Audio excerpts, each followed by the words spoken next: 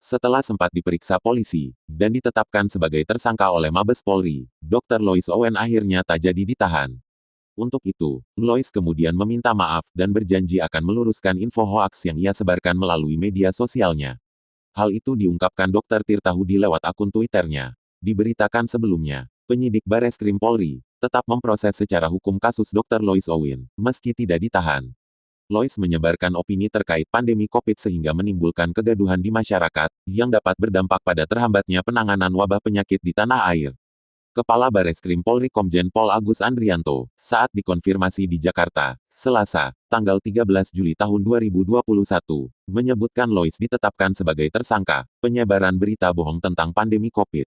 Kasus tetap diproses jadi tersangka sesuai dengan pasal yang disangkakan. Meski begitu, Polri mengedepankan keadilan restoratif dalam menangani perkara Lois Owen, dan tidak melakukan penahanan terhadapnya.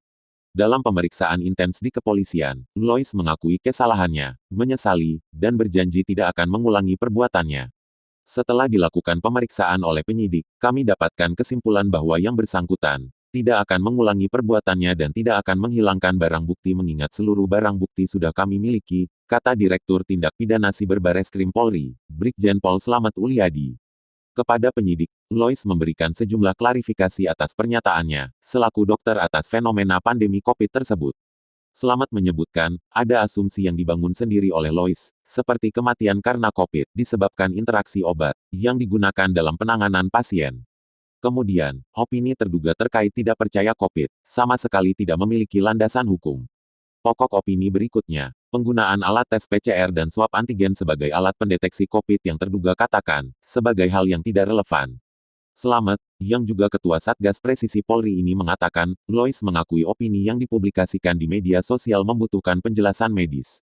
Namun, hal itu justru bias karena di media sosial, hanyalah debat kusir yang tidak ada ujungnya. Pernyataan terduga, selaku orang yang memiliki gelar dan profesi dokter, tidak memiliki pembenaran secara otoritas kedokteran. Dalam klarifikasi Lois, ia mengakui bahwa perbuatannya tidak dapat dibenarkan secara kode etik profesi kedokteran. Yang bersangkutan menyanggupi tidak akan melarikan diri. Oleh karena itu saya memutuskan untuk tidak menahan yang bersangkutan. Hal ini juga sesuai dengan konsep Polri menuju presisi yang berkeadilan, ujar Slamet.